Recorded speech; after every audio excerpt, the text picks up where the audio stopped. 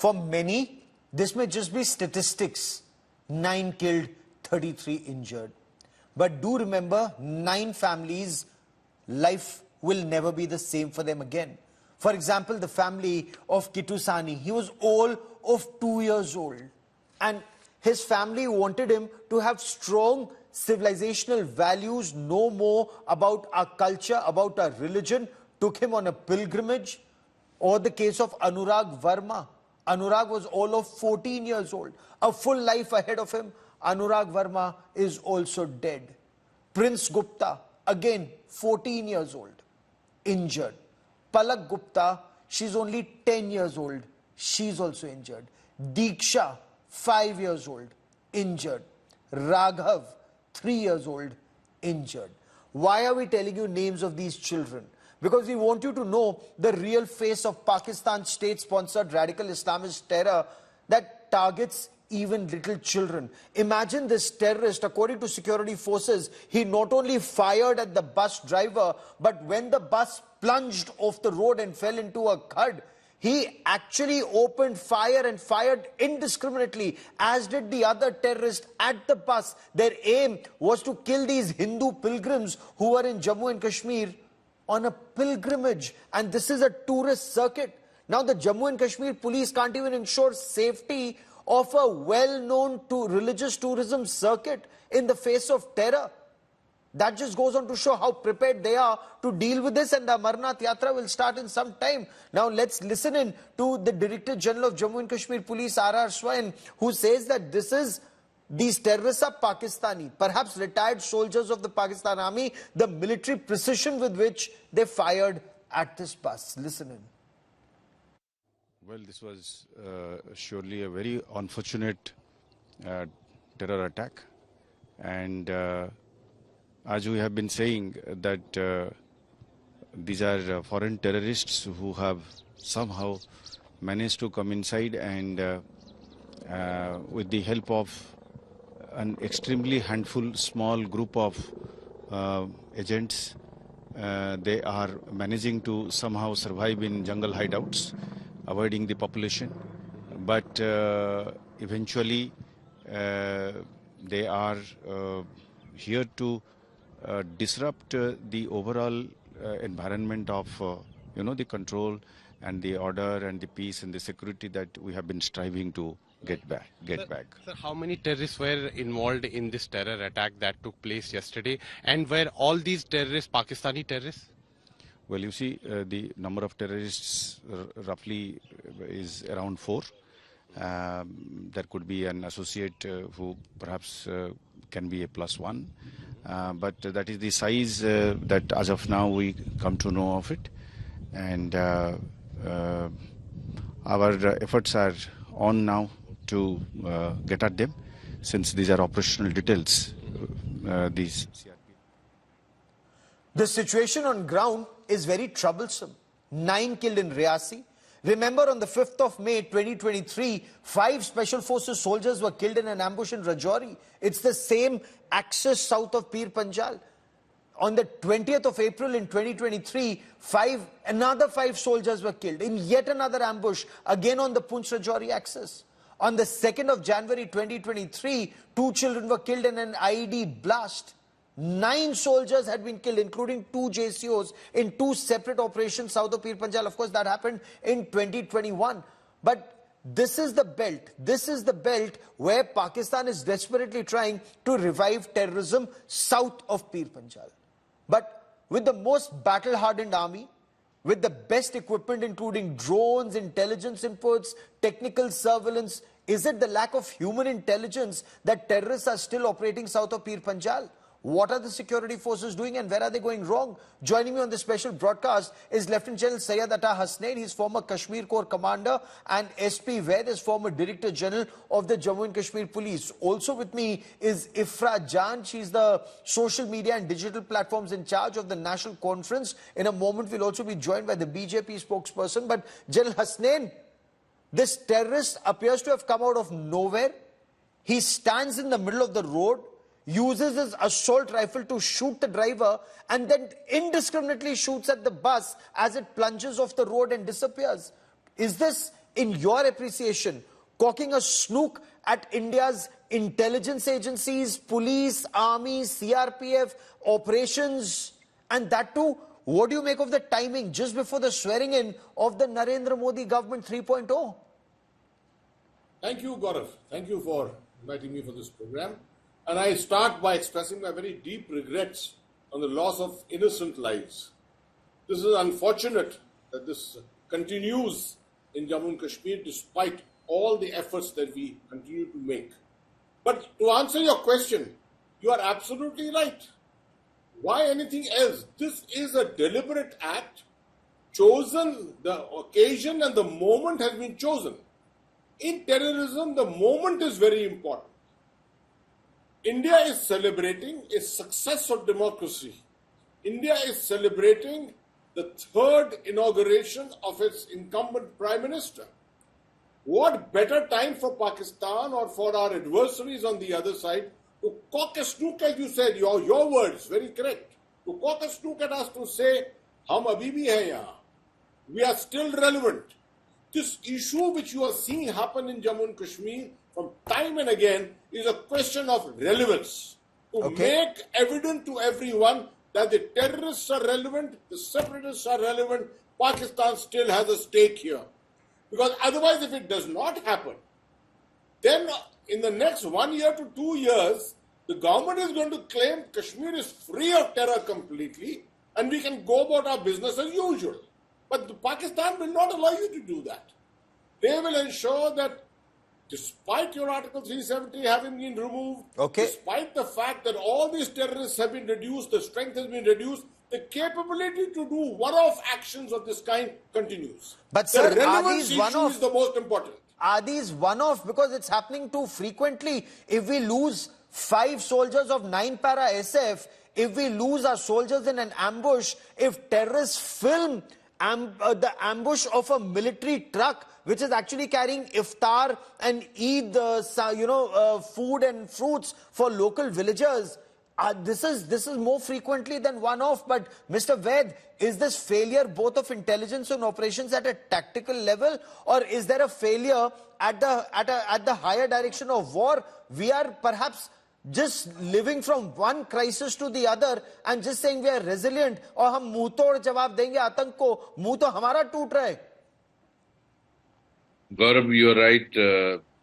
I think Rajouri Punch needs to be sorted out now. But this is too much now. Last 2 years, I've been listening how many casualties we have suffered. Indian Army, Para, Air Force. You had BDCs getting eliminated. Yes. It's high time. I think if I am a man in charge, I would say whatever you want to take. It needs to be sorted out. And the Rajouri Punch is becoming, my worry is it started in Punch, then Rajouri, and now it is Reasi. Absolutely. And Reasi also have a Vaishno Devi, where even more than 1 crore people, pilgrims come. Now you have an assembly election in the offing, Amarnath Yatra. Now you can't afford this terror network to spread to rest of Jammu region. I want to bring in Ifrajan before I bring in Arish Pathania, because Ifrajan, what Mr. Ved says is extremely telling, that from Punch to Rajouri, now Reasi, it could, it's Jammu, Samba, Udhampur, this entire belt south of Pir Panjal is very vulnerable, and the fire could once again spread to the north. I would like to begin by... Okay, Ifra, give us a moment as we try and reestablish our audio link with you. But Mr. Pathania, I want to understand from you, sir, after Balakot, after 370, we were told terrorists have been defeated. Kashmir has been won. Everything is peaceful. But every other day we seem to be having one incident. And now more south of Pir Panjal. Kab denge muh tod jawab, sir? Yes, Gaurav, first of all, let us accept this fact.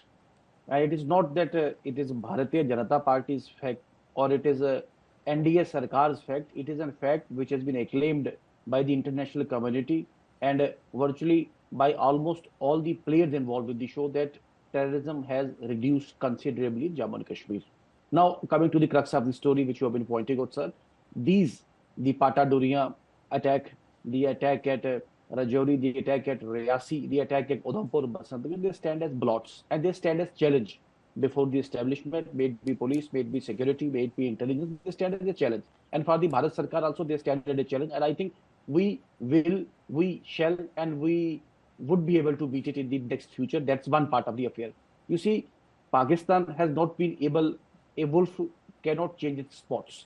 Yesterday, as everybody knows, a day before yesterday, that Pradhan Mantri ji was about to take his oath, the biggest festival of democracy, and that Yes. even in the No, world's but we largest know democracy. Pakistan will not change. But Secondly, one Amarnath Balakot, Yatra. sir, one Balakot cannot be the end all. And General Hasnain, in your appreciation, is this tactical at the level of perhaps commanding officers or brigade commander or the GOC intelligence agencies? Is this tactical, or is there some problem in higher direction of war on how this needs to be addressed? That, you know, we are actually jumping and going from one crisis to the other. See, Gaurav, I don't want to get tempted to make all kinds of statements, public statements for popularity. I want to give you a professional advice.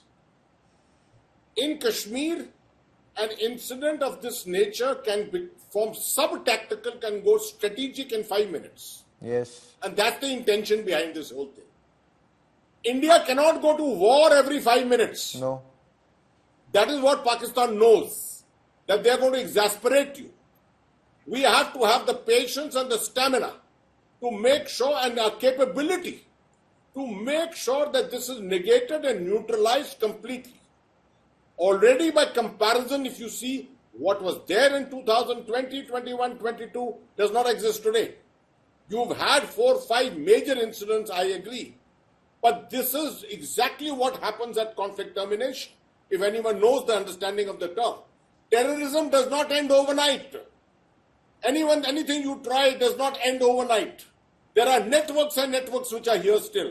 And you've still got your adversary on the other side. Either we decide to nuke that adversary and finish him off, or we have to continue to tolerate this and make sure that we bring an end to it on our side. It is not an intelligence failure.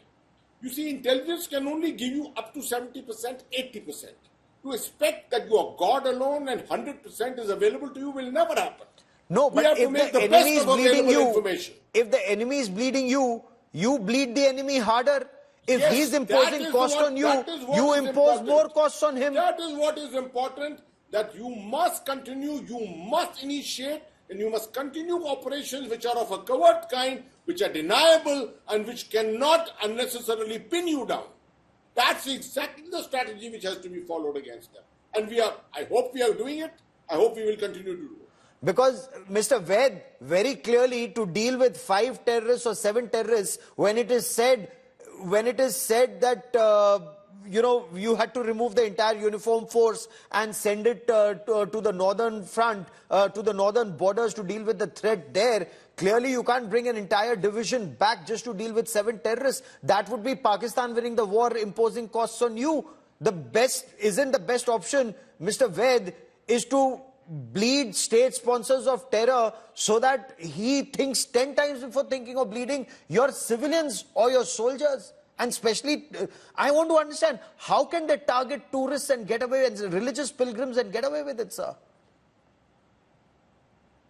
See, Gaurav, what you are saying is absolutely right. We must make it very costly for them, no doubt about it. But then there is no dearth of firepower. The Indian Army, the paramilitary, the J&K police are sufficiently armed. They have sufficient firepower.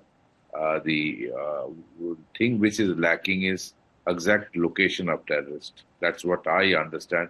That's why we are not able to get them, and that's why they which are means local taking intelligence advantage. that Gujars, the Bakarwals, or whoever is, wherever they are hiding in the higher reaches, is it lack of local intelligence, and does something need to be done there, sir?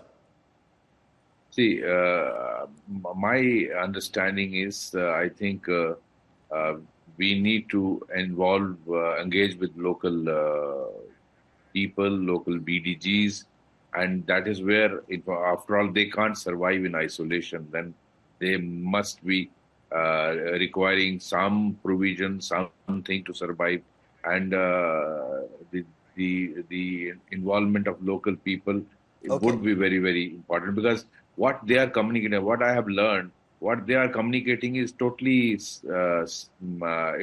it can't be intercepted. It's a virtually cipher which they are using. You are not able to intercept what they are talking, and as normally we used to get tower location, that's not happening. So there is no other option other than getting human intelligence. We have to work out the ways and means of getting human intelligence. Is there an appreciation that local support is waning, Ifra? Can you hear me? Am I audible? Now you are. Go on, ma'am. Okay, thank you. Firstly, JKMC would like to condemn this horrific barbaric attack, especially given the fact that the youngest victim here was a 2-year-old. That itself tells you what levels they've fallen to. But coming to the question, Gaurav Sawant Saab, it's been 10 years of BJP government, both in Jammu and Kashmir as well as in the central government. So today is not a day to ask questions to the opposition, to Farooq Abdullah, to everybody. Today is the day that we ask the questions to the BJP government in the center that owes us and that owes each one of those people. It owes them a sense of duty to protect their lives. It owes them a duty to protect their liberty. And this government has absolutely failed to do that. Its muscular policy has failed to do that. Its muscular policy that said that 370 chala jayega, terrorism khatam ho jayega, that has failed. R.S. Pathania, last 30 seconds on this part of the show. You know, when it said that we'll convert a state into a UT and then everything will be hunky-dory, that has failed. Nothing has been achieved out of it. And this area, Pir Panjal area, under the National Conference government, you had no terror attacks in this area. In fact, 4 years ago, it was declared terror-free. It was declared terror-free. Mr. Pathania, last 30 seconds. Full submission that no soft attitude. They are saying muscular policy. We are no soft attitude towards terrorism. This is the life and this all of the spirit of the Bharatiya Janata Party ruled Bharat Sarkar's policy towards Jammu and Kashmir. It had been the lackluster kid glove treatments which led to this particular militancy. We are committed to zero tolerance towards terrorism and 100% elimination of terrorism from Jammu and Kashmir. Fair enough, lock, sir. stock and barrel. I will let that be the last part on this part of the show. But, you know, more than words, it's action that must speak louder than words. One must learn from history. In 2003, the army had carried out a sustained operation over several months involving not just the fighting force, not just the infantry, but also the special forces and intelligence agencies to wipe out terrorists from the higher reaches of the Pir Panjal. The army had initially established its bases in the higher reaches and then not just ground troops but also used helicopters to quickly move men and material during operations that lasted several months. I'd covered those operations in 2003, at times then described as mini Kargil, where Pakistani terrorists had medical facilities, medicines and supplies stocked up in the natural caves in the higher reaches of Poonch and Rajouri.